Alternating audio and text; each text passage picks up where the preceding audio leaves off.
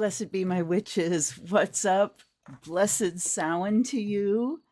How is everyone doing? Hi, Mac. It's so good to see you. Happy Samhain.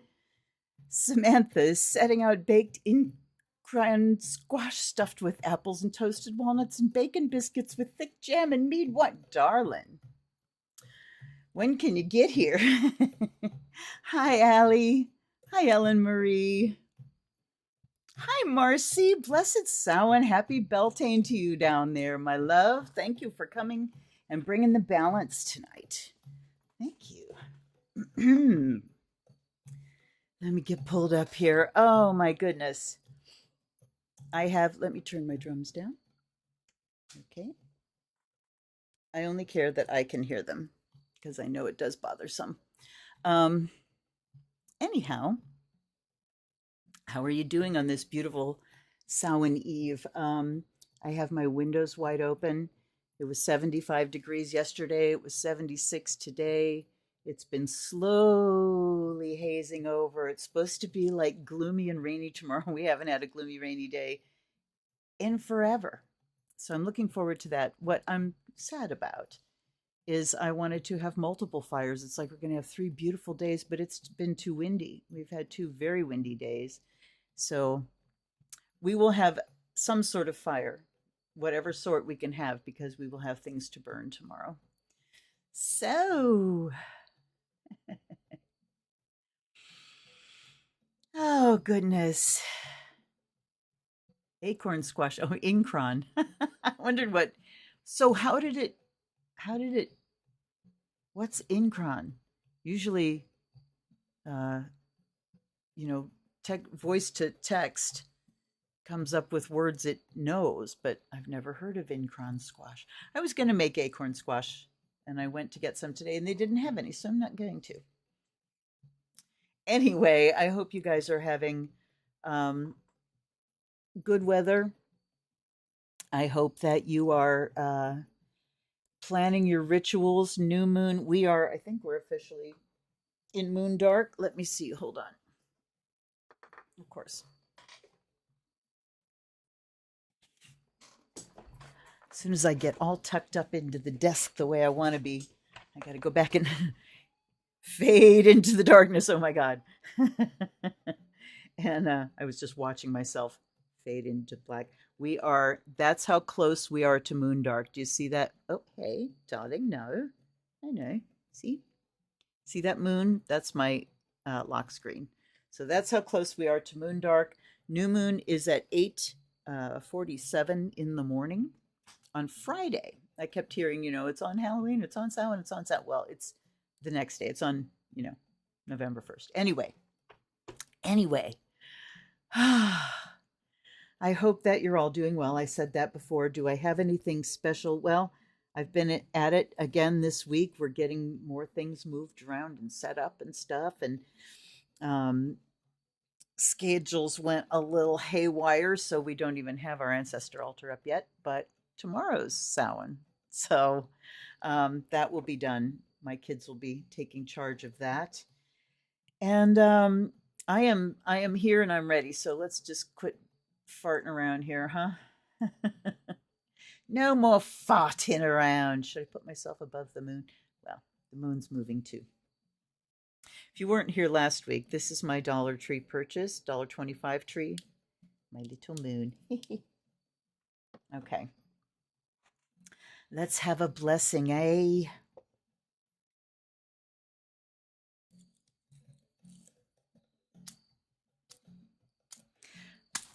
And I'm very glad and grateful that the noise stopped. It sounded like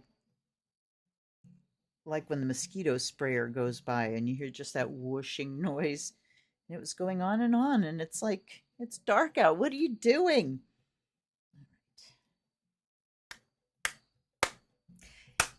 Here we go. I offer you this sacred smoke.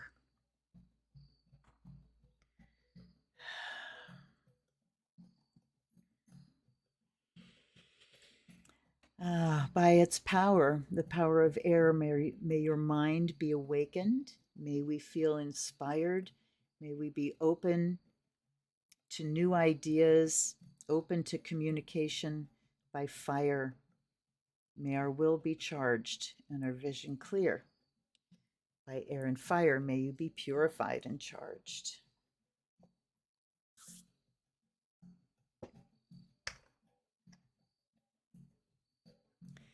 And by water and earth,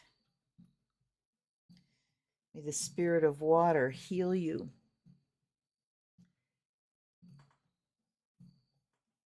And allow us to feel our connections with each other. May emotion flow between us, connection and healing flow between us. By water and earth, may you be blessed and made whole and healthy and grounded by the element of earth.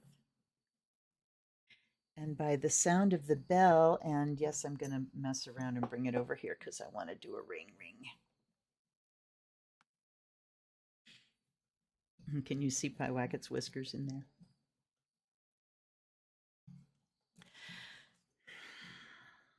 Okay, by the sound of the bell, so you can carry the intention while I do this, may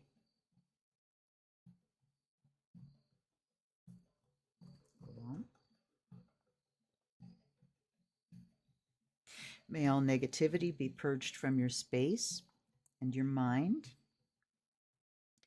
and may everything be awakened and focused.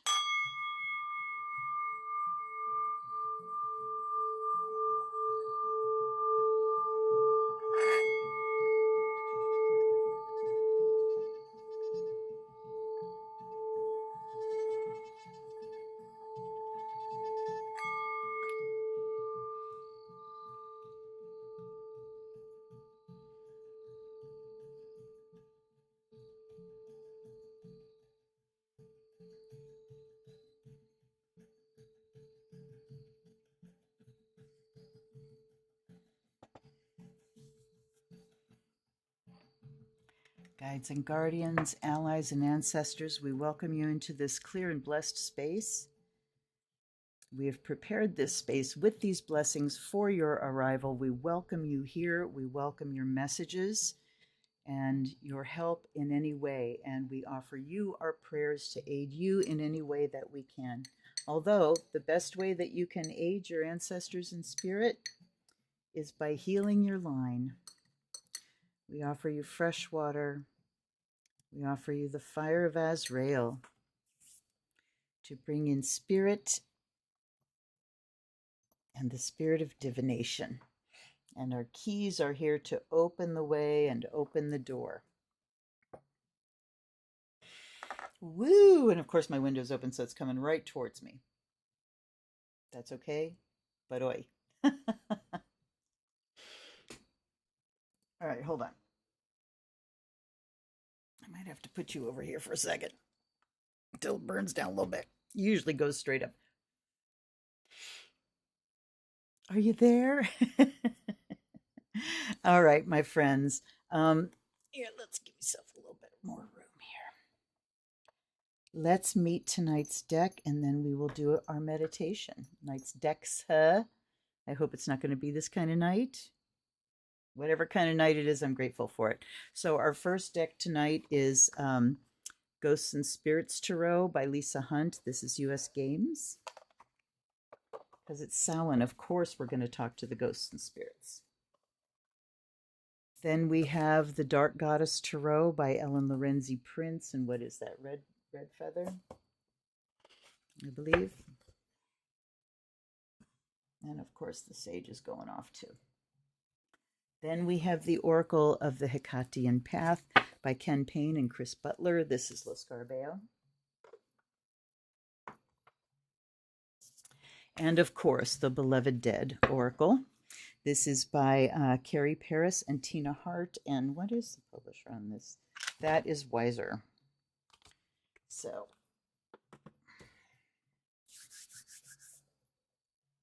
let's spread our little keys out. And I bring Bastet forward there so we can have the spirit of play in our divination as always, and the Ouija board cup. Some ice cold Vernors in it. All right. Hi, Art Crone. Oh, good. No, you're not late. You're fine. We're still goofing around here. Hi, Roxanne. Welcome, dear Blessed Samhain.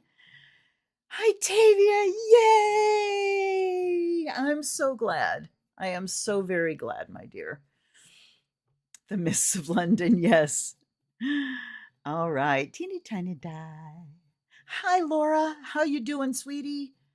I'm glad you're here. How is everything? How are you doing in all ways in Florida? I hope that everything's good. Ah, crone my hair out a little bit. All right. Come on in, everybody. Let's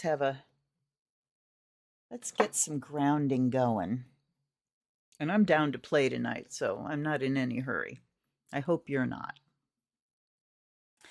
All right. Get comfy. Let me get my butt squarely on my cushion here. I've noticed when I get in the car to drive, I'll be driving for a while and I realize I don't have my butt like in the center of the cushion. I'm still on the edge. It's terrible. All right, you guys. Find yourself a comfortable position. Sit down, lie down, whatever's going to feel the most comfortable to you. I'm kind of fading back into the shadows so I can sit back against my chair. Let's start that way. Just have a couple nice sighs. Let the day go. Let your breath out. Take a nice, easy, deep breath. Feel your rib cage expand all the way around. Ah. And then just sigh it out. Ah.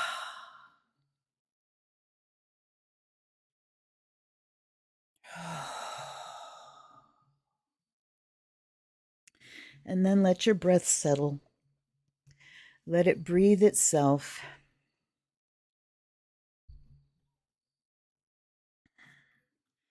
Make sure your spine is straight. Listen to your body and how it might want to adjust if you're lying a little crooked. If you need to roll your shoulder blades back in around your spine, open up the front of your chest, open up your collarbones, freeing your rib cage so that when you breathe, the bottom of your rib cage expands outward on either side as well as front and back.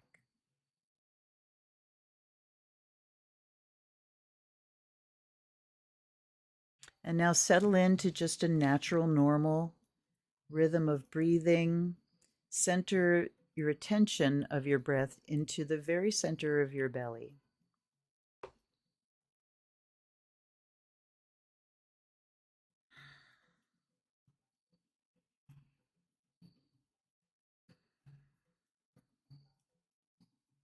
When you breathe in, take air in 360 degrees around, in through your skin. And when you exhale, exhale out every little centimeter of your skin.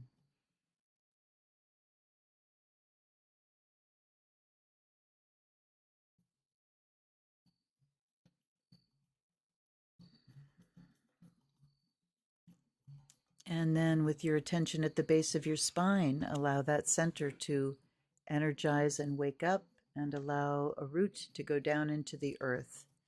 Nice, thick taproot. Sinking down into the earth, strong and sturdy and anchoring. And as it goes down, down, down into the earth, it sends out runners to the cardinal directions, keeping you even more stabilized.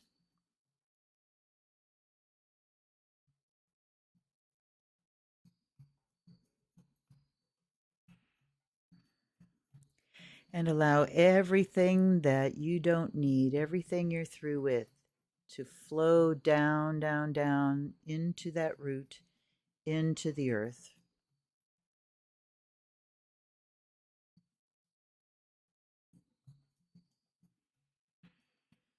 Everything that's dense, dark, any blockages, any kinks, any knots, just allow them to break up and fall down into the earth.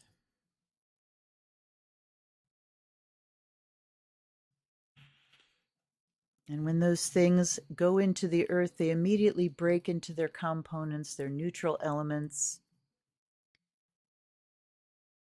returning to the earth what is hers in a harmless form.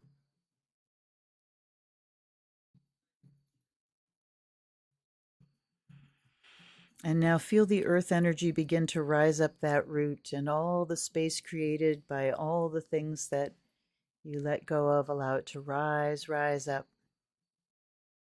Rise up the root, touching your physical body, flooding down your legs. Feel the rush of tingles down to your very toes, filling up your belly, low back, feeling it as it rises into your midsection, your solar plexus, your mid-back. It loosens up your shoulder blades so they float easily, opens up the space in the front of your chest, filling up your body to your shoulders, rushing down your arms and up your neck into your head. Swirling and turning green and gold, filling up the infinite space that is created when you let go.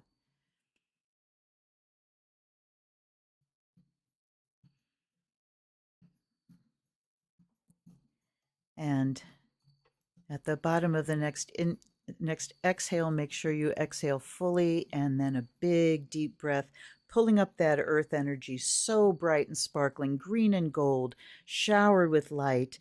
Release only the breath. And then 2 more times.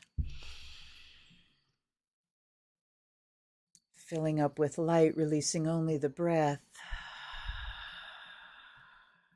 3rd breath in, feeling the potency, the vitality, the brightness, the livingness of this light, and release through the crown of the head, up and around and down. A beautiful sphere, a beautiful egg, a beautiful living enclosure of light, of earth energy glowing, charging, changing, healing, stabilizing, green and gold. You are anchored with this beautiful earth light. It goes all around you, hugs that root back down into the earth. Just let the circuit run. Let it continue to do its work through you, energy that you are made of. And then reaching up into the cosmos for the blue silver spirit energy, cosmic energy, vast, limitless, all potential, formless, silver blue, rushing down in to join the green and gold, into your body, all the way down to your fingers and toes, sinking down into the root and up the outside, back into the heavens. You belong to this energy as much as you belong to earth energy. You are the meeting point of heaven and earth. You are the meeting point of all potential and form and manifestation.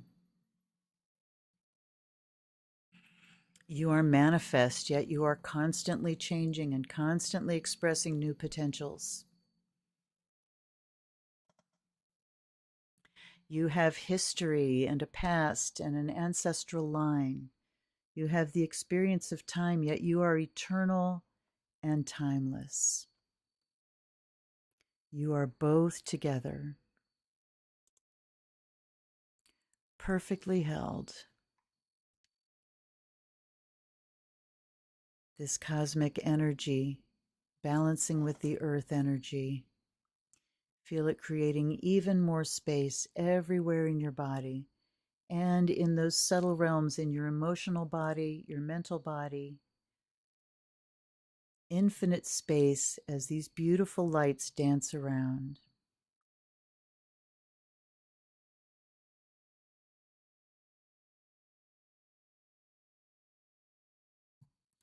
And now, imagine that you are in the middle of a field. And In the north, where it's Samhain, in this field is full of dead corn stalks still standing, the ears drying on the stalk, tassels making noises as the breeze rushes through. You hear them rattle and crackle as the leaves get tossed on the breeze, and you expand your hearing to the whole field. And a wind comes along, and it almost sounds like waves breaking on the shore, the wind rustling through these crackling leaves.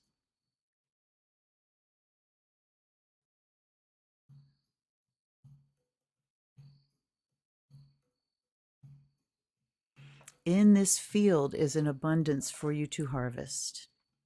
In this field is the promise of spring, the seed for the spring, and in this field is the sustenance for the coming winter.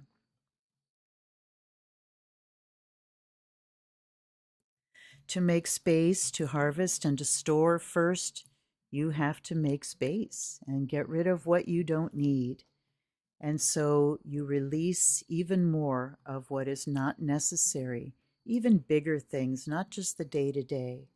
What is it you're done with now and forever? What is it you're willing to offer to the field, to put into the tomb of earth, into the womb of the mother so that it can decompose and fertilize the seed in the spring? Let it go now. Bless it, thank it, dig a hole and let it go. And it seems as soon as it touches the earth, it begins to break down into its parts. The earth lovingly receives it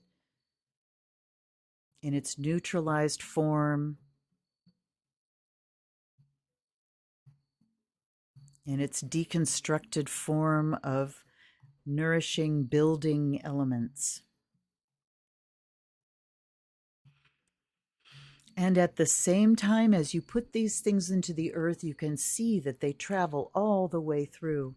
And on the other side of the globe, there are fields waiting for all these nutrients. There are fields that are warming and growing soft in the rain and are opening to receive the seed. And everything you release goes to help feed that seed. And you feel it being welcomed.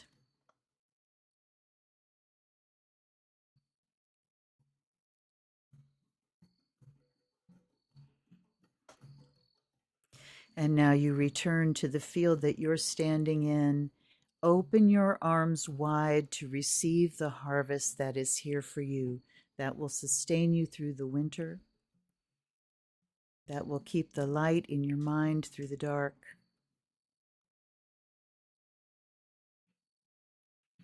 that will bear the promise of springtime. Open your arms and receive.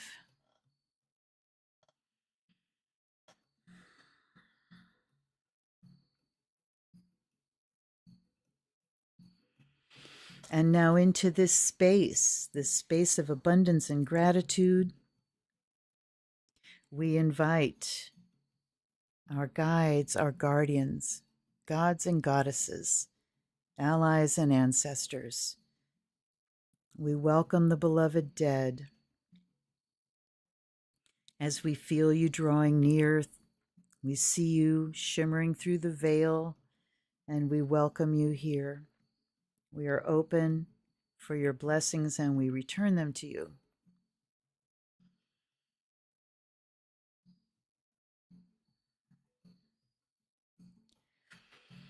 And now the next exhale, let it go all the way. Deep inhale. And on the exhale, push out a layer. Feel the grid connect. And feel the energy start to flow.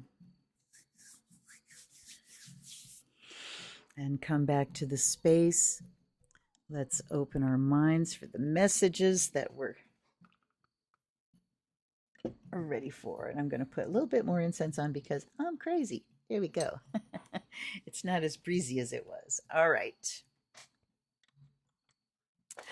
Let's look at our astro dice.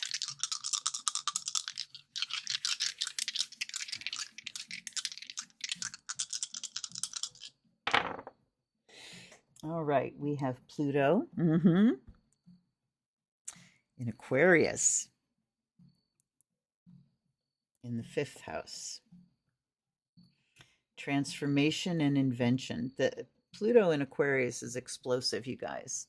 It's revolutionary. It would be kind of the same with Uranus in Scorpio. That would be about, invention, going deep. This is about the inevitability of transformation, the inevitability of death. That's Pluto. It's inevitable. It's the way things work on this planet. Life, death, rebirth. In Aquarius, it is the transformation of pretty much everything, all of our ideas, the ability to so deeply question everything that you think you know, that it can't help but transform. And in the 5th house, which rules children and play and creativity, it's about that deep, okay, let's see. How can you reinvent yourself? This is about reinventing yourself. Yeah, this is about letting your freak flag fly. This is about letting your unique creativity come forth in all its potency and all its uniqueness and all its weirdness. It really is revolutionary and transformative. And tonight we are really looking at each one of us and looking for the spiritual messages of what we each need to know in order to thrive during these times. And it's that, we need to accept the things that are inevitable. You're going to die someday. Every single one of us is, So when you accept that and allow it to enlighten you, and allow it to wake your brain up, the Aquarius, the enlightening of the mind in a playful way.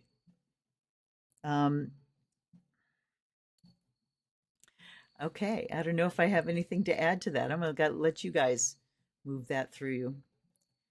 Okay, I'm going back to messages. Laura in Florida, been in hermit mode. Oh, honey, I'm so sorry. Her kitty had to pass 2 weeks ago. Oh, it really is such a deep wound. It really is.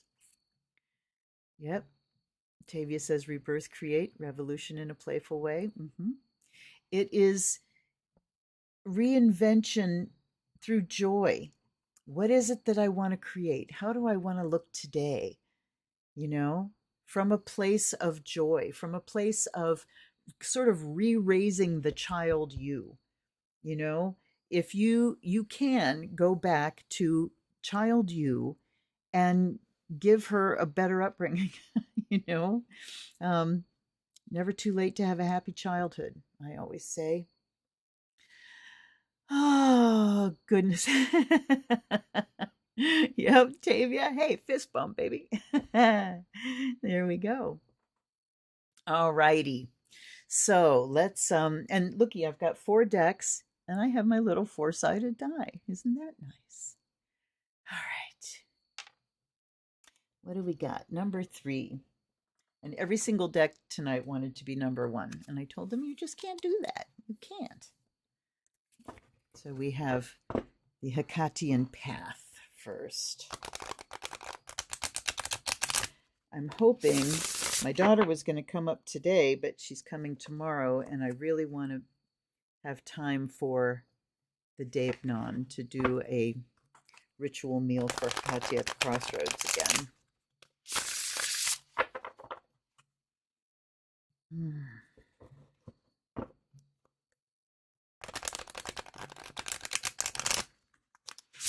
Oops, I wasn't watching my shuffle. Art Crone says, This is so interesting. I've empty nested and menopaused. Who am I now? Who and how do I want to present myself? Yes, you are a new blank. Well, not blank. You are rich earth. You are rich earth waiting to grow something unique now by choice. So, yeah. Welcome, Art Crone. Okay.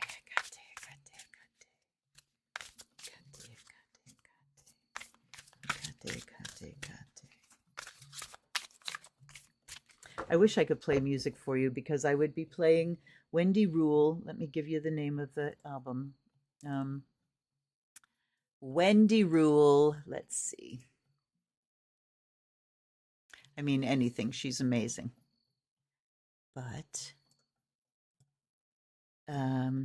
World Between Worlds is the name of the album that I love so very much. Okay, so we have Demeter, Loss. We have Anasa Pharmakedon, Queen of Witches, Sovereignty.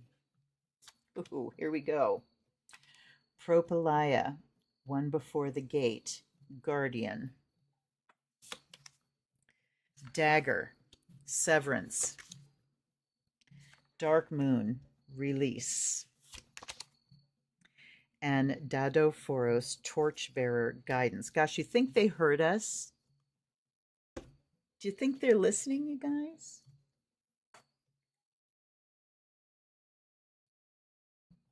All right. So we're starting with loss.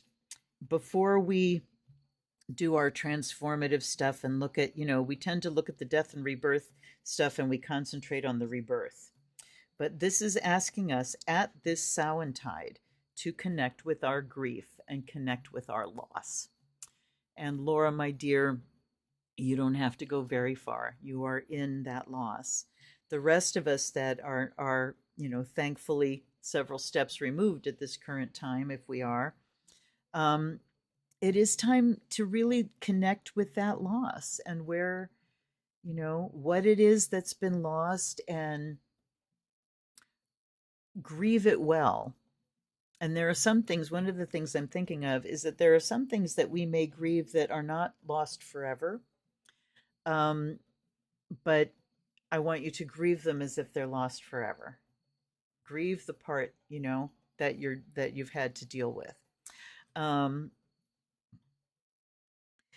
we have sovereignty over here. Sovereignty. Okay, so loss, sovereignty, guardian. So what have we lost? We've lost our sovereignty. Women have lost our sovereignty. It's been stripped from us systematically, repeatedly, and violently for thousands of years. For thousands of years.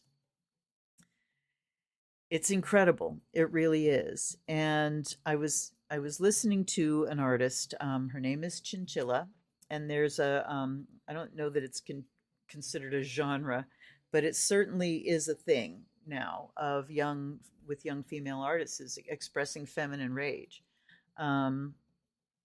It's just incredible.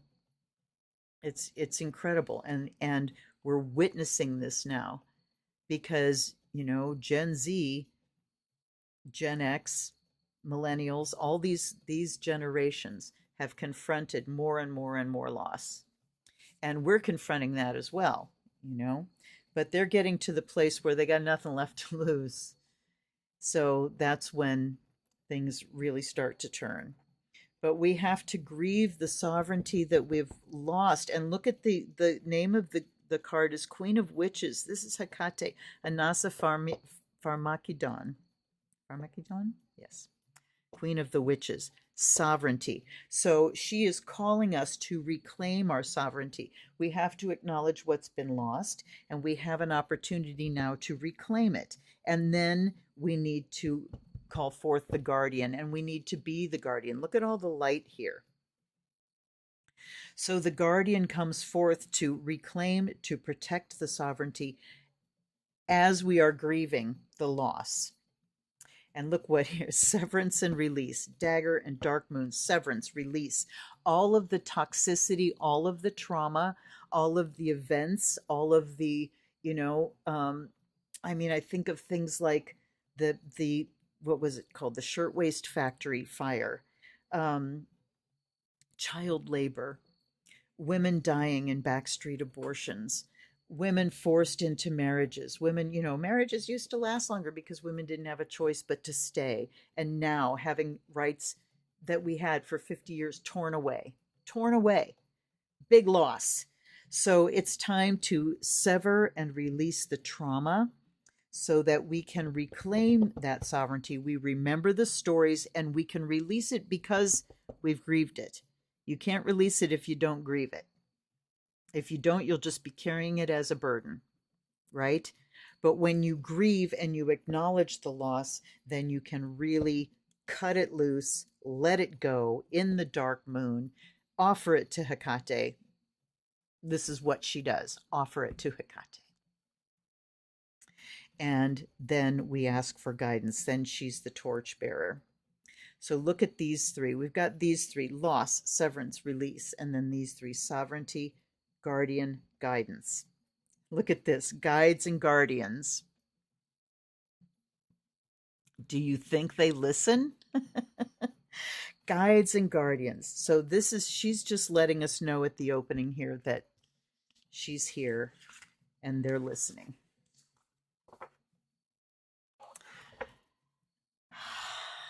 Okay, who's next? More dark goddesses. Okay, these have been pre-shuffled because you see it's a chunky deck. We have Norns. Okay, so this is 3 of Earth, Hag of Water, Crow Mother, 8 of Air. We have the High Priestess, we have the Fool, and we have Strength. Wow. Okay. So the Hag, sorry, I have to look up something in the book.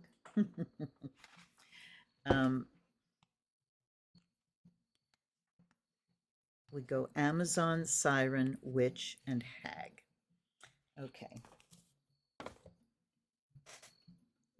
So the entities that we have here, well, first let's look at it as tarot. 3 of Earth, so we're talking about collaboration on something practical. And you look at the fates here: weaving, spinning, weaving, cutting. Then we have Ran, Hag of Water. She looks Viking. So that would be the okay. So the intense power of water. Then we have Crow Mother, 8 of Air. Are they wands? Okay. Hold on one second. I got to look up something else.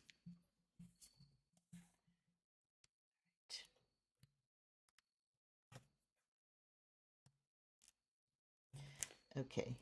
Air is, those are like spears, right? And fire is, all right, I'm not gonna fuss like that. All right. So 8 of Air, talking about things moving quickly. Then we've got the High Priestess, the Fool, and Strength. So High Priestess is the call to your magic, and not just to your magic. It's not the witch, it's the priestess, which is devotional. Devotional. Something happens. I know that it can be kind of a reactionary thing, especially if you've been raised in the repressive churches, to be really refreshed when you get to paganism, that you can just walk away from religion. You can be a witch, you can just do your magic and stuff, and you don't have to fuck with church or any of that, religion and beliefs and everything. You can pretty much be an atheist and be a witch. But that's throwing the baby out with the bathwater, because there's something that happens when you put yourself into that place of connection, and that's all it is. And you don't have to call it a goddess's name, and you don't have to use a G word at all. It's source. And you do There's something that happens when you sit down and you do devotion to Source. I am devoted to, I am here to serve you. When you put yourself in that place of service, something happens. Now, I know not everybody has a calling. I always have. I used to like have fantasies. I remember watching the movie about Saint Bernadette and just thinking about, being a nun, but it was that idea of service, service to the goddess, devotion to the goddess. So here's the high priestess, and look at her. She's the Pythia. What did she do? She brought messages. She brought messages. And then Sheila Nahig here is the Fool, opening the gateway of potential. And what's being born here? Strength. So we connect deep, we open the gateway, and then look at her with the bear, Samovila. I want to know about Ron. Okay, let me.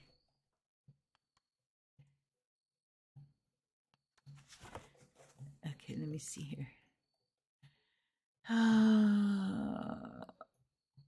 Okay.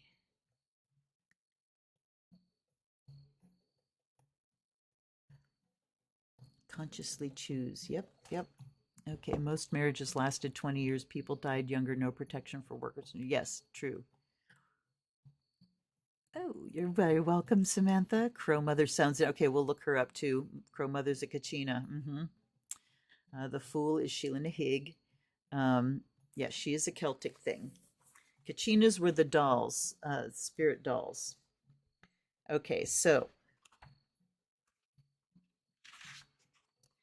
Hag of Water.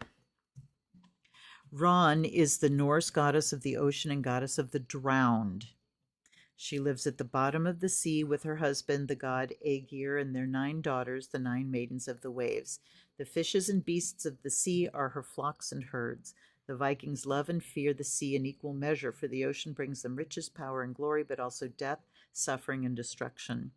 The sea is called Ran's Road. During great storms, the road soars all the way to the moon and may lead a ship on a most uncanny journey, perhaps miraculous, almost certainly one way. Ran is called cruel, greedy, and insatiable, for the open sea is unpredictable and difficult to navigate. Knowing her moods can save one's life. When Ran becomes lonely or angry, she surges to the surface, stirs up a tempest, and reaches out with cold fingers for new humans to keep her company. She drags ships beneath the waves or shatters them against hidden rocks. She casts her net and gleefully collects the corpses. Whether people drown by her doing or not, she gathers them in. On troubled waters, sailors tie gold pieces into their clothes as payment for her hospitality, should they be washed away into Ran's world, for she can be welcoming to those who come to her hall beneath the sea, especially if they come with offerings of gold. Her daughters serve the assembled spirits food and their home-brewed mead, which is as fine as what may be found in Valhalla. When the ghost of someone who's been lost at sea appears at the funeral feast, the friends and relations know that Ran has received the wayward soul and given them a home beneath the waves. Stop fighting an inexorable tide. There's Pluto. Pluto is the inexorable tide. Position yourself to take advantage of the moment as best you can and go with it as you must. There's something going on below the surface, something big that will change everything. Watch for the signs of a sea change. We're in it. Offer gold to appease the restlessness of the sea. Throw back the sand dollars and shells you find on the beach. Toss coins into a wishing well, imagining that the well reaches into the sea's depths. Make a precious offering to your own mysterious and unknowable depths, that they may bring you more gifts of joy than dismay. Deep in your soul, you know where you belong and where you do not. If you do not act on this knowledge, do not expect relief from your difficulties. Your authority comes from your difficult experiences. Your authority, your validity, your wisdom, your gems come from your difficult experiences. Embrace it, exercise it. All right. So we've got this inevitable happening here. We have the spinning of fate. Each person's life gets measured out and then cut. The thread is spun, measured, cut. So lifespan, everything has its lifespan, and everything has, I remember when I had this realization, talking about karma. And if two people get in a car accident, it's like, oh, their karma came together, whatever. And it's like, no, those two people really aren't connected in that way. Maybe sometimes they are, but most of the time, no, they're not. It's just that there's all these intersecting wheels, wheels and wheels and wheels. Every action that's taken sets a wheel in motion that brings back a result. Every action that's taken sets a wheel in motion. Some wheels are huge and sweeping and they take a long, long time. Some wheels go whew, instant karma. So all of these wheels turning and spinning, and at times things ripen and come together at a particular time and something happens. There are these videos. I'm not going to go hunting now, but I'll have to find the channel. They make these wonderful videos of like these light pendulums that swing back and forth, and every time they cross a midline, they make a tone, ching, and you get to watch the patterns change and the sounds change, and you watch, some of them are spinning, things spinning around like this, and you'll see things break up and it looks random, and all of a sudden a pattern emerges in its petals and then it dissolves again. And it really gives you an idea of the rhythms and patterns in the universe. There are times where it seems like nothing's in sync and everything's kind of chaotic, and then suddenly a pattern emerges, just because each thing acting in its own cycle is coming together at a certain time. It's the rhythm, it's rhythm of the universe. And when that happens, a pattern is created. And when the big cycles come together, big things happen. And that's what we're living through right now, this inevitable sea change of these intersecting patterns of karma. All right, let's look up Crow Mother. She is the Hopi goddess of initiation. That's Pluto.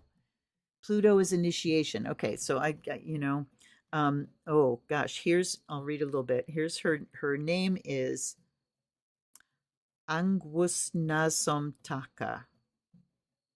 Don't make me do it again. Is revered as the mother of all Kachinas, the spirits that make up the natural world, spirits of living beings, as well as the ancestors who become part of nature. Kachinas have powers of rainfall protection and healing that people desire, while they enjoy prayer feathers, corn pollen, and respect. Hopi rituals are mutual gift-giving ceremonies that preserve harmony in the world. Crow Mother appears on the mesas at the first full moon of spring, and here we are in the new moon of fall. Okay, she comes from blah, blah, blah. She teaches the proper way to live in community. She presides over initiation rites of Hopi children at the age of 9 or 10, instructing them in the ways of the people. She reveals the secret that the mysterious and powerful Kachinas who appear among them are elders, masked and costumed. Shown behind Crow Mother are her whips made from the blades of the yucca plant. They stand between her and the child's return home. Okay. The children do not yet know that home will not be the same because they will have changed. The initiate will be whipped 4 strokes, the only time in their lives they are ever beaten. They must face their fear, they must face surprising pain, and they must accept knowledge and the shattering of their childhood illusions. When they do, they are rewarded with a prayer feather and a meal. Then the new young adults are reunited with their community and welcome to join the sacred Kiva societies. You are not strengthened by remaining isolated. To step out of a stuck situation, you need to step up. Face what's been holding you back. Recognize the truth when you hear it. Self-centered, and it will take some discipline, but your future need not be colored by old disappointment or current disillusionment. Create a prayer stick. Find a stick on a walk. Wrap it with colored yarn using from 1 to 4 colors, repeating your intention with each winding. Tie on stones, shells, and feathers. Give the prayer stick to the earth and sky by leaving it outside in a special place. Leave it, walk away, and do not look back. Trust your prayer will be heard. Walk away and don't look back. You do that with the Deipnon, with Hecate too. Once you leave the meal, you do not look back. It's bad, bad, bad to look back. What is this? This is an enactment of the release of spell work.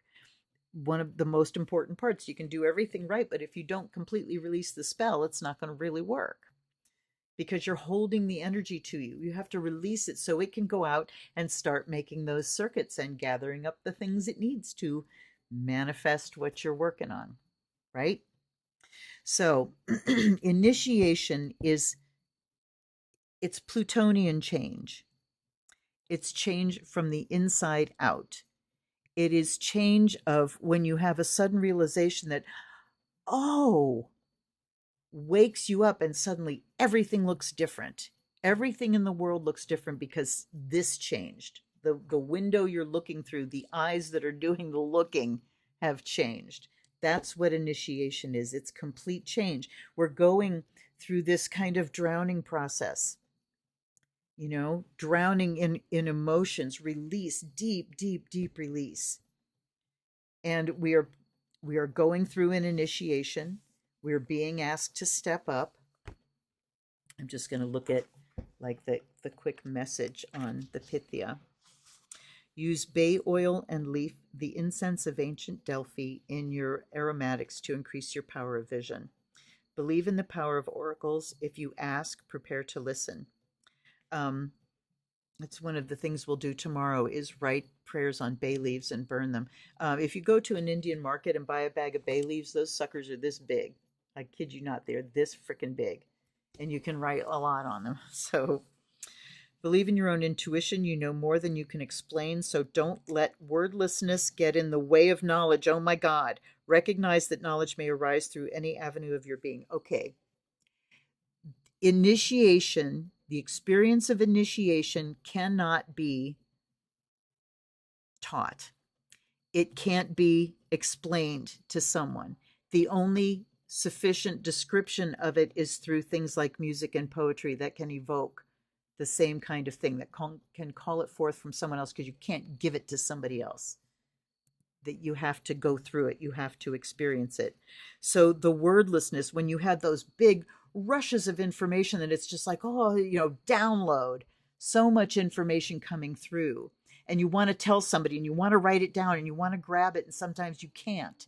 So you have to be content with just allowing it to wash, allowing it to sink deep, deep, deep into the deep mind where it can change everything else.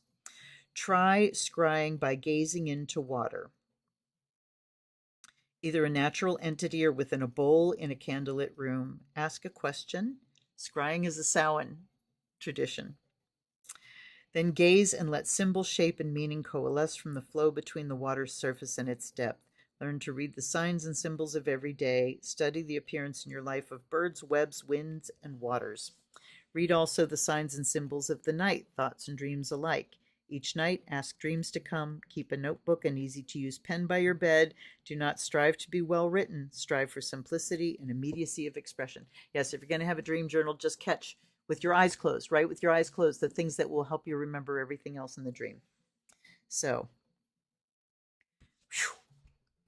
yeah, this is Samhain, y'all. Sheila Nihig, enter into a new opportunity with trust but not blindness. Open everything, including your eyes.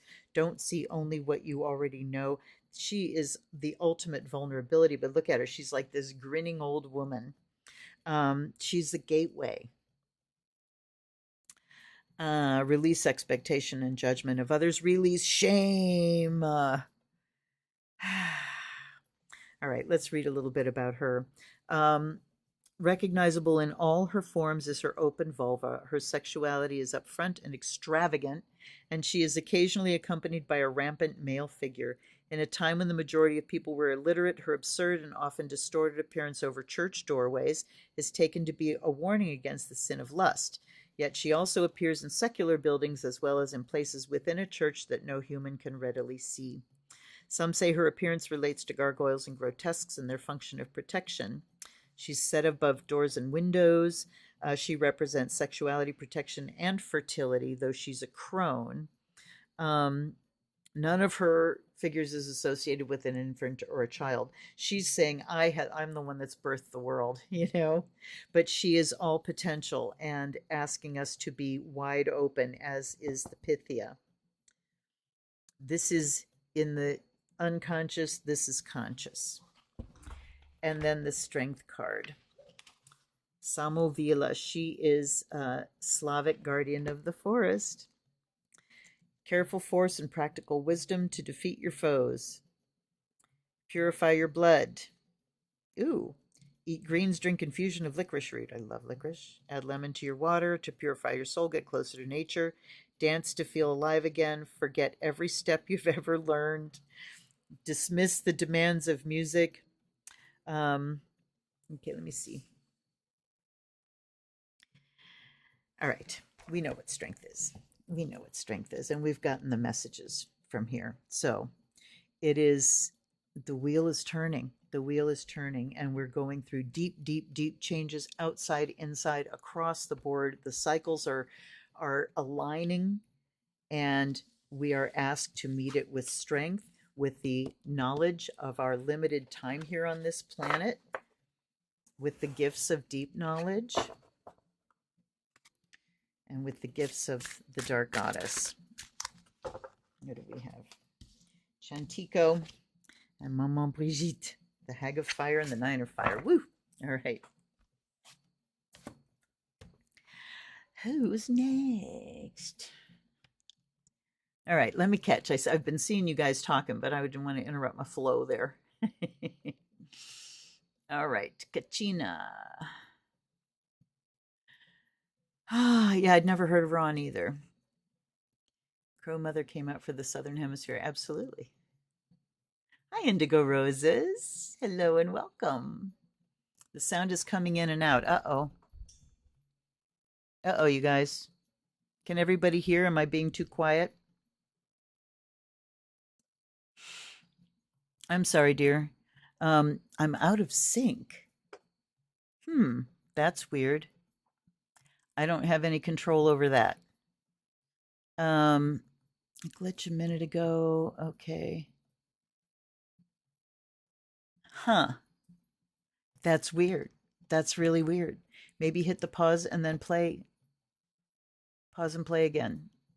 Like I said, I have no control over the syncing of things. I'm in sync on my monitor, so something's happening in the transmission. Okay. Yeah, push the fast forward. Oh. Okay. That's really weird. All right, good. You solved it. Yay. Yes, it's a wonderful deck. It really is. That and the Star Tarot, they're both made by Red Feather, and they are both absolutely stellar decks. And it's a deck that I'm not going to learn, because it's so good to read. Your hand just kind of did it. There you go. All right. You are so welcome. Well, it's Samhain, I knew it was going to be fun and easy tonight. Okay, good. Yay. Thank you, everybody. Thank you for fixing the problem that I didn't even know I had. Okay. Now we're going to talk to our ghosts and spirits. Okay, but it is loud enough. I'm right that it's loud enough. All right. Squeak, squeak, sorry. Hope I'm not making your ears bleed. So lately, rather than watching anything about politics, although I, keep track of what's going on, I've been watching so many artists. There's a woman, Moon River Arts, I believe that's what her channel is. She's from Hong Kong, watching her make these incredible dolls of mountain gods and goddesses. And there's a Polish woman who makes these incredible dolls. She doesn't sell them or anything. She gives them to family and friends and stuff, but just fascinating, beautiful artwork, and also just learning so many techniques. And then my husband and I found Bobby Duke Arts. My God, this guy is hilarious. He is my kind of autistic. He's hilarious. Same thing, incredible artist. The things he's making are unbelievable. Look up a thing where he made a butterfly out of bamboo and you will have your mind blown. But he's also just fucking hilarious. while he's doing all these incredible techniques and art and learning things and failing and recreating, and he's also doing really funny little bits, and it's like filmmaking too. He's just incredible, absolutely incredible. So okay, we start off here with the Queen of Pentacles. Resourceful, stable, the Two of Wands, the Magician, the King of Wands, and Justice. You know what? I'm going to zoom you in. I'm sorry I didn't zoom you guys in before. Silly me. Ooh-ah. Silly me. Let's do this. There. So we don't have any glare. There. How's that? Now,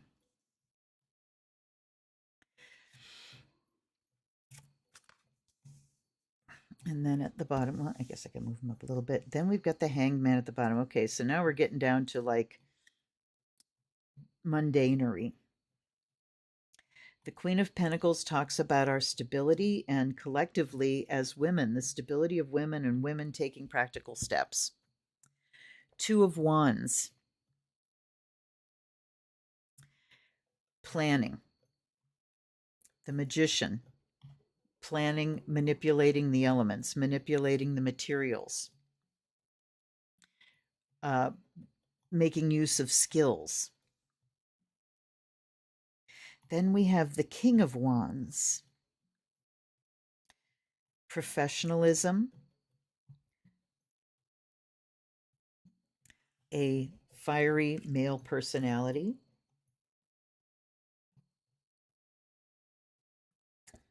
and we have Justice. And then we have the Hanged Man. Okay. I'm trying so hard not to go completely political, but we do have a lot that's being planned, and then we do have manifestation here. But we're also waiting. I mean, this is where we're at, you guys. We're in waiting mode.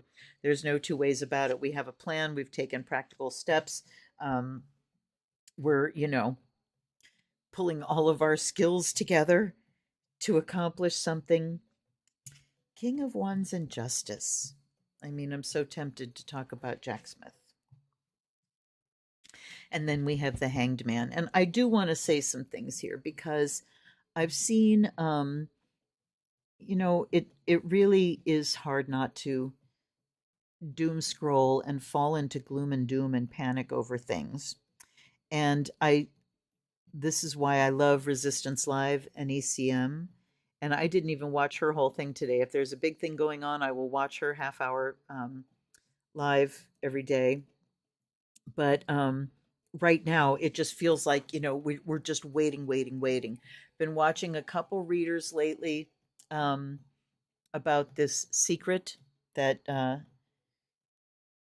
Mr. Ass has talked about, that he and Mike Johnson have this secret. We have a secret. And, he can't keep anything a secret. So whoever shared it with him was an idiot.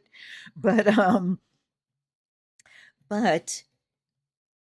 the thing is, he knows he's losing. You don't pull out all the stops, and you don't, wind up your violent supporters if you think you're winning, if you know you're winning. But when you know you're losing, you start pulling out all the stops. And since they can't, they're losing suits all over the place as far as manipulating the vote, except in Virginia, unfortunately. But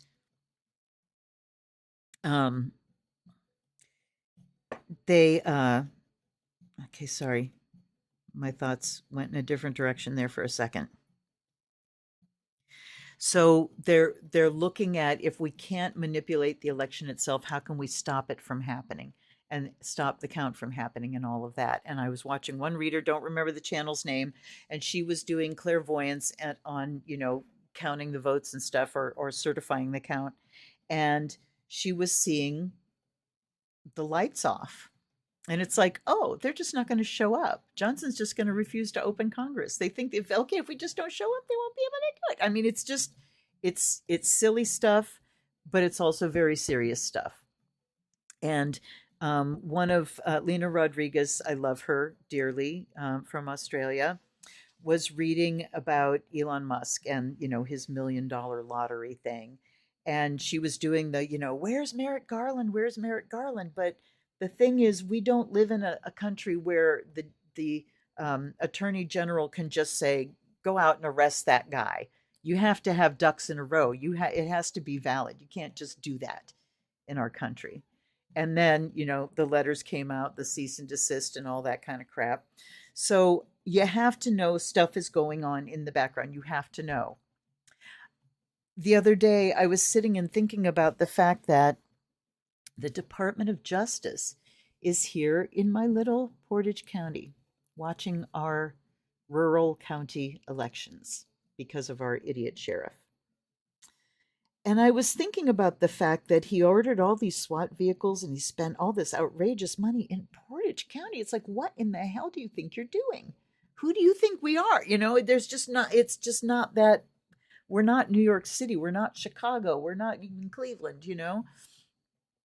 And then I was thinking, there's little militia things happening here, there, and everywhere. And I just wonder what this sheriff has been up to that has caused the actual Department of Justice, besides the threats of, take down people's names and addresses. But I wonder. It's just something I wonder. So anyway, let's go back here. Sorry, that was a big sidetrack. I want to catch up here quick. Two of Wands, successfully sent your energy out in a productive direction before you can. Okay. Which entire deck? Yeah, it does. It really is the political vibe. Well, if you're talking about the Dark Goddess deck, go check out the unboxing. You see the entire deck? Yes, you will. Okay, I'm going to go and read because each of these cards has a ghost story on it. So we can know that, things, Justice and Hanged Man right next to each other, things are happening, but they're happening in their own pace. Their wheels turn at their own pace. The wheels of justice turn slowly, is the expression, right? So, but justice is here, and King of Wands is someone with high standards, someone who is professional, someone who is serious about their profession. Two of Wands is the plan in the works. It hasn't been launched yet. Three of Wands is launch, Two of Wands is planning. And the Magician is planning too. So let's go here to find the ghost stories. Because who doesn't love a good ghost story? Ghost story on Samhain. Okay. Accents just kind of flitting in and out here. All right. Oh, yes. Elizabeth, her resistance life routine. Yay. I know. She really is something good. Lena and Ellie Dreams Down Under. Yes, I watch her too. I haven't watched her in a while. And Marianne, Revealing Light. You're here for the politics of Very Blue Witch in Alabama. Honey, you have my sympathies. I am in a little blue sea, a little blue pond in a sea of red in Portage County. We are right on the edge of Summit County, which is not as red, but we're rural, and the reason Kent is blue is because we have a university here. We have the state university here. So we skew Democratic because of it's a melting pot, but the rest of the county is rural and red. Okay. Referring to the deck you're working on now. Oh, okay. The Irish looking. Okay. Planning, just hanging around. Right. Okay. So let's go with. Oh, they've got the courts separate. I hate it when they do that. Right. Well. La-dee-dee. I'm finding them. I swear to God I will. Okay, hold up. Ah. They have the courts in the beginning of the suit. All right. Queen of Pentacles. The Caillebour. In Scottish traditions, Caillebour was a winter spirit capable of summoning destructive storms. With her staff, she beat down vegetation and suppressed the soil with an icy grip. Well, there's the fallow fields of Samhain, eh? But the arrival of spring diminished her strength and forced her annual retreat into a gray stone. Despite her cold temperament, Cailleach Búr was an important part of the seasonal cycles, forcing the land to go fallow and rest before the return of lush greenery. The golden, earthy hues impart a feeling of warmth despite the snow. The spirit's elderly appearance displays her wisdom and experience. The three withered sunflowers exemplify the necessity of cyclical changes: birth, death, rebirth. Do we have a theme here tonight, you guys? Maybe you think, maybe. Okay. Hold up. Because something. Okay, so, with this election, we're out of summer. We're going to be rolling into holidays, of course, but rolling into that time where things go internal and we're going to have a lot to process. Right now with the campaigning, everything's external, but there's a lot going on internally that's going to have to be processed. Okay. The story behind the Two of Wands is the doppelganger. It translates literally from the German to mean double walker. As one's double, the appearance of this ghostly twin can presage ill tidings or death. It casts no shadow and bears no reflection in the mirror or water, lending to its ominous presence. A doppelganger often means the existence of an evil twin or the emergence of one's dark side or inner shadow. The girl's red hair symbolizes fiery ambition. She can either embrace those qualities that enable her to be focused and energized, or she can succumb to self-imposed fears as represented by her colorless counterpart. So this doppelganger is talking about that shadow side that, if we ignore it, pulls us out of the present and out of our ability to really make solid plans.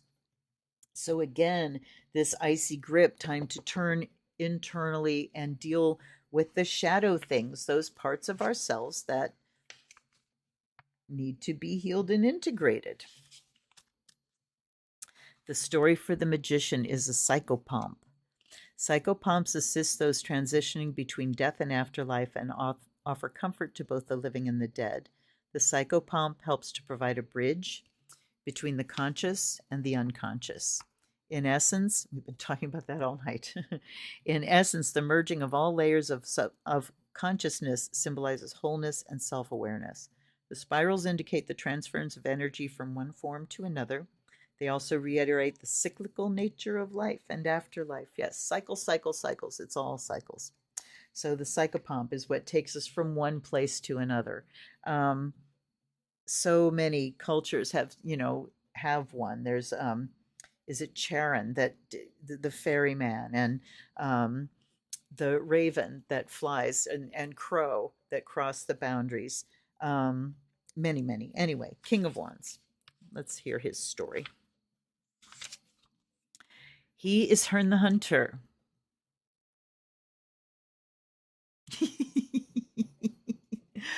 I am so happy he came. Herne the Hunter, who appears in Shakespeare's The Merry Wives of Windsor, was an imposing ghostly figure on a phantom steed. Legend described Herne as a beloved huntsman who was in the service of Richard II. After sustaining a mortal injury, he was saved by a wizard who tied sacred antlers to his head. But betrayal led to disgrace, prompting Herne to hang himself. Herne stands confident and strong like trees and blends magically into their organic matter. The trees are symbolic of the three levels of the psyche. Sensing the presence of spirits may be an indication that one is dissolving the barriers of rational thinking and allowing innate sensory to influence perception. How interesting for the King of Wands. And it is the king stag, who is the king of the forest at Samhain time. I've seen lots of little bucks. I went to the way I go to the grocery store. I hate main roads. I hate them. I like going the back ways because people are idiots on main roads. So I go back ways. And I went past the college. There's this campus center drive. And there were two little bucks. There were 2 bucks in a doe. This was like a couple weeks ago.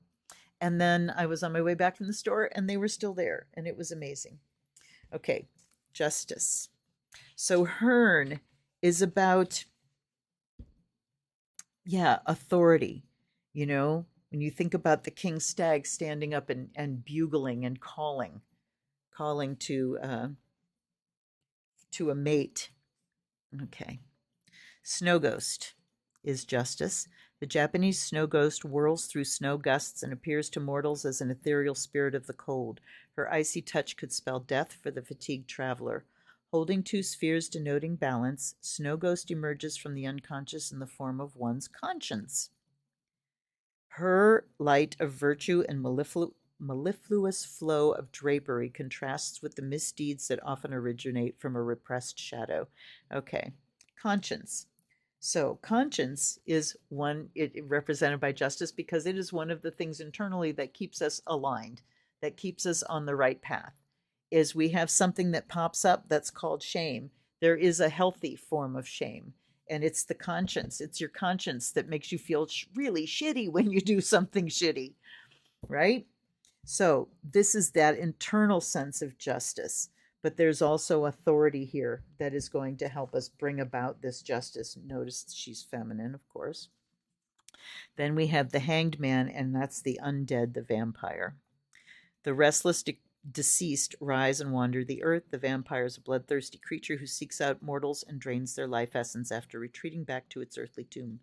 In turn, the victims succumb to the deadly bite, acquire immortality, and join the cycle of insatiable bloodlust. The vampire is ensnared in the branches of an old tree, caught between the world of conscious thought and the unconscious realm of shadows and dreams. All of this in between stuff, conscious, unconscious, the shadow kind of following us into the dark there. Um, so many in between things. But I think what we've got here is just to know that there are plans in the works, but I'm looking at how he's looking this way, like a guardian here, to stop plans. And then we've got justice that's in the way here. And the hanged man says that we have to wait. We've got the Three of Pentacles, which came up in the Dark Goddess deck too. Collaboration, people working together. And then we've got the Queen of Wands. So, and Queen of Pentacles, Queen of Wands. It's all about the women. It's all about the women working together, the women doing their devotions, the women being the high priestesses, the women working their magic, the women at Samhain and New Moon, bringing about change. That's what it's about. That's what it's about. Okay, let's see here. Let me go back. Planning. Blue dot for me too here in Florida, Franklin County. Yep. OSU. Oh, yeah, absolutely. Find the colleges and the youth and you'll find the blue dots. That's for sure. That is for damn sure. The King of Wands came out with the Hanged Man. Yep.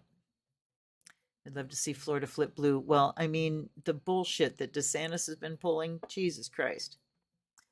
There are indications it could happen. It can happen. Keep hoping. Not hoping, but just believe it. Absolutely believe it and put it out there. Invest in it. And be ready to let go. Invest in it, put it out there, let it go. Dagger, release. Sever, release. Okay. A lot more Puerto Ricans who are eligible to vote. Yeah. And I mean, the thing is, you guys, the turnout has been absolutely insane. Absolutely insane. Busting records everywhere. And higher voter turnout always favors liberals. Oh my goodness. Yes, may all the blue dots spread and coalesce. Yes. Backroads keep us grounded in nature. Yep. Oh, okay. You're not from there. Yes. King and the Queen of Wands. Yep. Florida, yeah. I think Florida may flip too, because DeSantis has just been such an asshole. The blue flamingos. Oh my gosh, I didn't know about those. All right, it does. It comes down to the women. All right. And then we have our beloved dead. Let me bigger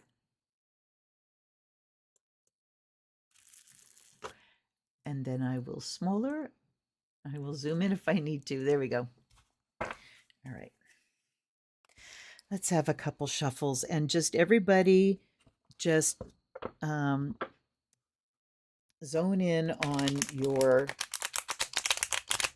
beloved dead. Let's just take a moment now and think about ones that may have passed this past year since last Samhain. And turn some attention to them, send them some love. I'm thinking of two in particular.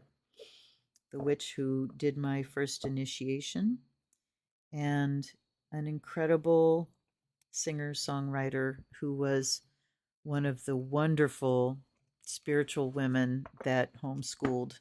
We all homeschooled our kids together. So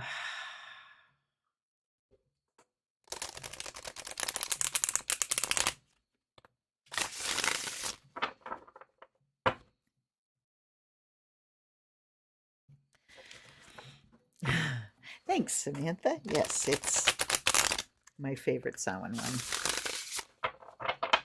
I like it too. I was thinking I'd just put it on, not too long ago. I'll leave it on for a little while. Okay.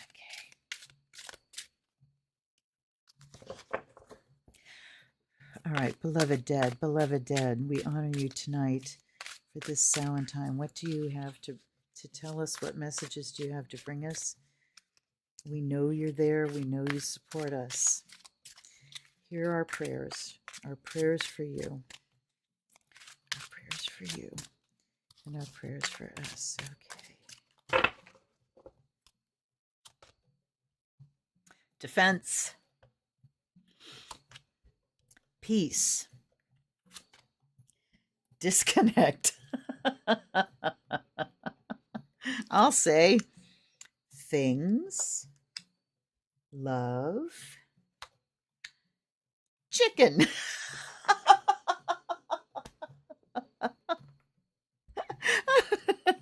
I am not kidding. It says chicken.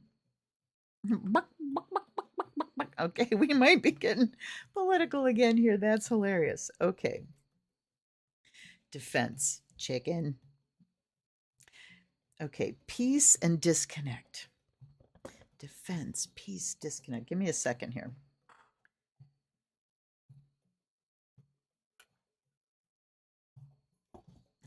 I just heard good fences make good neighbors. Defense and peace when we have strong boundaries. When we let our boundaries be known, and our standards are about what behavior I expect from myself, and boundaries are about what behavior I expect from you or what I will tolerate from you, right? So when we have strong boundaries, when we respect our own boundaries in the sense that when somebody crosses them, we say something, we learn how to express that in a way that's not going to, cause conflict. Then we can have peace, but there's a disconnect here. Peace, disconnect. This could just be talking about okay, here we go. We're in defense mode, duck and cover in defense. Peace comes when we disconnect. You can just turn around, turn your back, and get yourself some peace from the disconnection. The world will turn. The world will turn without you if you're not. And a lot of those grievances aren't even their own. They aren't even their own. And a lot of the grievances, it's just not really about things that are worth being grievanced about. It's just the fact of having a grievance, being aggrieved. It's professional victimhood. Love doesn't allow that to happen, to stay. All right. But then chicken. I'm just going to keep compass. Body. All right. Chicken. Okay, so what happens when we're chicken? We're in defensive mode all the time. We're looking out for who's going to hurt us. We're in that perpetual victim mode. And Wow. Okay, hold on. Let me see what you guys are saying here. Yes, I saw that Terry Garr died, and you know what? That was one of those Mandela effect because I could have sworn she died years and years ago of cancer. I swear to God, I heard she died years ago. Oh well. Okay. Yes. So Terry, blessings to you, my dear. Is it an orange chicken? Oh my God. Thank you, doctor. Oh my God. Oh my God, Tavia. I didn't even, I have no memory. I mean, I know the movie, but I don't remember that line. And yes, Terry Garr was just brilliant. Uh oh. Techno Gremlins. Uh, I've never watched Friends. Oh, oh my goodness. Okay, so help me with this, you guys. This is crazy. I'm probably going to go to the book, but chicken. All right, so let's kind of separate things out. We've got peace when we disconnect, but we've got defense and a chicken here. Things and love. Interesting. It's like compass and body. Compass, it's almost like, but their compass is about things. When your compass is all about things, we've got love, body, kindred, important. I think I'm confusing myself. I work with this deck once a year, if that. Okay. Let's go back to the original message here. Disconnect. Things, love, chicken. Things, love.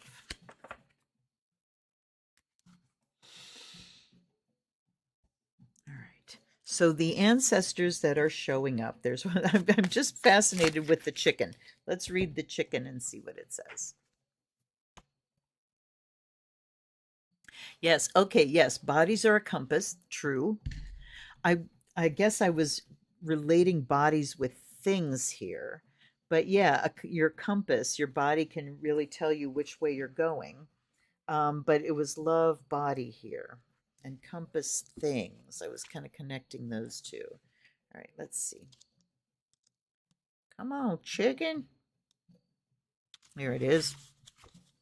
When chicken enters, it does so with trepidation, head down, focused on pecking pellets in the sand. At chicken's core is a powerlessness, helplessness, or inability to, or reluctance to step out of a comfort zone. Why? Because there's always the fear of the fox in the henhouse. This is a card of avoidance.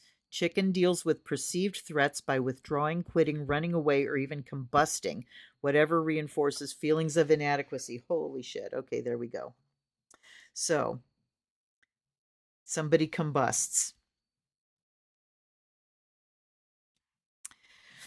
The beloved dead of chicken knows how a painful lack of support and validation can force a young heart to adapt. It either grows stronger and develops warrior instincts or fainter and chooses to don a feathered breastplate, the armor of the lily-livered. If you're unconsciously releasing this energetic pheromone into the universe, this energetic pheromone, that is absolutely exquisite. Beware, it attracts the predators. Fear can be a healthy instinct, particularly when it's keeping you safe from real crocodiles, but not if it's keeping you wired in by self-imposed doubts, limitations, scratching in the dirt. Instead of soaring with the eagles, summon your inner sovereign. Okay, so we kind of get in this chicken mode, but like I said, duck and cover. Oh crap, I put those back, didn't I? All right. I shuffled the other ones in. Let's throw a couple more here. So we get defense, we get peace, we get disconnect, we get things in love. But what's the tie together? I think I'm just going to take 3 separate here. Okay. Colonel Sanders. Is it a love for things that's throwing us off the path or impeding the direction we want to go in? Okay. Things love. Yeah. All right, let's see what we got here. We have grave, and this is an active love card. So this is like a higher vibration card. I'm glad we got one of those. We're supposed to take another one on it. Haunted. Oh my God, you guys, check this out. We got grave. The active love card is objectivity. So I'm going to take the active love card as kind of what we're really needing, what would lift this vibration. And it's objectivity. So not taking things like personally and emotionally, but we've got grave, haunted competition. So the active love, you put another card on top. Objectivity, haunted. All right. So what I'm seeing here, haunted and objectivity says that there's a hangover of some emotional something. We're not being objective because we haven't fully let go of what's in the grave now. So a haunting is something that won't stay in the grave. It won't rest, right? It's dead and gone. It won't stay gone. So we've got something in the grave here, but we're haunted by something. And there's this competition, and that has been kind of the energy.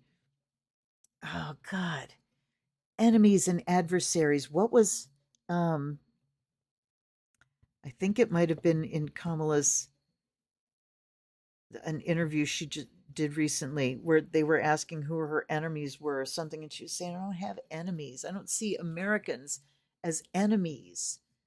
The enemy within. So we've been pushed into this just fiercely victimy, competitive lack, things in love, equating things with love, that inadequacy. And we've got lots of defensiveness because he's a big fucking chicken. So some things need to be dead and gone. We're still being haunted because of all this competitiveness, but objectivity is the active love card. So I have one dear friend who, she's very sensitive. She's a reader too, was talking about getting riled up by something and typing out a Facebook post, and then she went no, and she thought she deleted it, but it posted it, and she was all upset and everything. And she's like, I get fired up. It's like, never post when you're emotionally upset. Never post out of piss off. So, objectivity is what happens when you stop, you take a breath. It's kind of like in my one last toxic job where they were coming out and they would hit me with all this shit on a public forum, within the company. Everybody could read, and just these shamey things and things I wasn't doing. And I would start fire off all this stuff, and then it's like, okay, sit, breathe. I had my Tara statue, my Lakshmi statue, and I had Tara in my office. I would shut the door and put on Tara and do some chanting. And then it's like, okay, let's pretend this is a real business and these people are real business people. How would a professional deal with this? And I would type the most wonderful professional thing that they would never answer me, because I'd nail them to the wall and they wouldn't answer. So anyway, objectivity. Stepping out of that emotional disconnect is what gives us peace. When we disconnect from that defensive, chickeny, victimy, emotional crap, competition, when we can put that in the grave with objectivity. But we're going to be haunted for a little while, you guys. I think there's no getting around that. We're going to be haunted for a little while. Still, I think now we have the message there. Objectivity is definitely it. And with these cards, there are 10 cards in the deck that are called active love cards, and they are just a higher vibration. So when you lay them out and you get active love, you take another one. Like this one's here and now. I'll show you what they are. Observation. Do this quicker.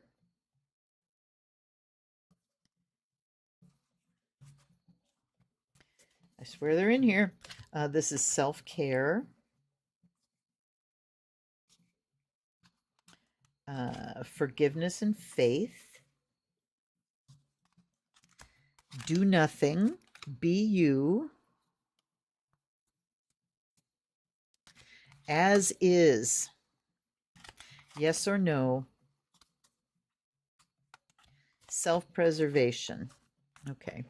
So those are the act of love cards, and those are the things you have to do. So objectivity is that's the final word tonight. That's what we need to do to lift things to a higher vibration, to take care of ourselves, to get through till the home stretch. I mean, there's going to be, I still think, as I've been saying for a long time, that there's going to be things the like of which this country has never seen before. It's going to be something amazing and historic. And there's going to be losses too. No two ways about it. There are going to be losses. There are going to be things that are terribly disappointing. So that's where we learn to release, and accept the victories for the victories, release the rest. I do want to throw a Russian Roma reading before election day. I still plan to go vote early, but I guess they've had like lines out the door all day long every day, and it's an hour's wait. I wanted to do it tomorrow. I don't know if I'm going to get to, but we'll see. I still want to go early because I don't want to be at the polls when all the Republicans are voting. Anyway, wow. Okay, very interesting stuff. Let's do a closing meditation. Let me catch up with any last messages here. Something's coming out in the light. It's going to cause somebody to have a meltdown. Oh, well, yeah. There's a lot. It's an old deep wound, absolutely. Someone who was once loved but is past and is haunting a certain orange someone into that meltdown. Ivana? Ivana, maybe? Hey, Ivana. See to the Donald. Thousands of years of oppression of women. Yep, that energetic fear of torture. Absolutely. Yeah, I agree with you, Indigo Roses. I think Ivana could be slapping him in his sleep if he sleeps. It is called. It's called the Beloved Dead, and it's Wiser Books, I believe. And it has a partner deck, which is the Relative Tarot. Yes, Wiser. So comes in a box like that. But yeah, it's very cool when you're talking, and you can do readings like calling on your ancestors. Who can come and help me do blah blah blah, and the cards will describe that kind of person. So they're really cool that way. You can use them in a lot of different ways. You're so welcome. I'm so glad you were here, Marcy. Happy Beltane, my dear. Yes, hit that like button so other people can see it. I'm not bothered if you don't, but it's good energy coming my way. Either tomorrow morning or the day after Halloween. Which morning would be less big? I know. I was thinking, is Halloween or Friday morning? Maybe not Friday. Friday is new moon. So I may wait until I may go on Friday morning because that's when we'll hit the waxing moon. So just to multiply my vote. Anyway, okay, let's close down our circle here. Come on down into your body. Let those messages kind of sink in, and anything that's not entirely clear, let it sink in and let it deliver its message when it's ready. When it's ready in your deep mind.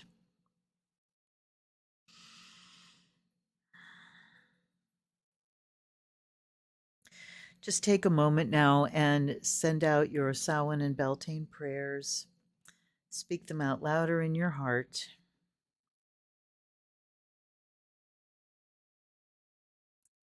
And I do want to say this too. All the work that's been done by so many people, not just in the US, but in other countries where they're battling the same sorts of things. We are all encouraging each other. We're lifting each other up. All this work doesn't go for nothing. This groundswell of responsibility of people taking into their hands the power to vote, the power to choose. This is empowerment on wheels. It is not for nothing. It is not for nothing. We will not be in the same place. We are not in the same place. We're not going back. We will not be in the same place as in the 2020 election. It will never happen again. It will never happen again. Notice we had justice and the priestess and magician and strength and the hanged man. Wait, we didn't see the tower. We didn't see the tower. So I think a lot of chaos that's been planned is going to stay in the planning stages. So mote it be. Just let the plans be clear enough that the ones that make them are caught. Now, take everything that you don't need and release it down into the earth. And as you hit the bottom of that exhale, nice deep inhale. On the exhale, push that outer layer out. Let it wrap around the earth and flash out into space. Gratitude to everybody that joins in our circle and shares energy around. Everybody, take what you need. Take what you need. The energy is here. It's limitless within this circle. All you have to do is think about it to tap in. So prayers to all of you. Blessed Samhain to all of you. Please be safe on election day. Please be aware and conscious and safe and vote your ass off. Vote with magic. Vote with intention. And your vote will count for more than just a vote. All right? Okay, you guys. I love you so much. Mwah. Take care. I will see you soon. Till then, this is Luna. Blessed Samhain and blessed be.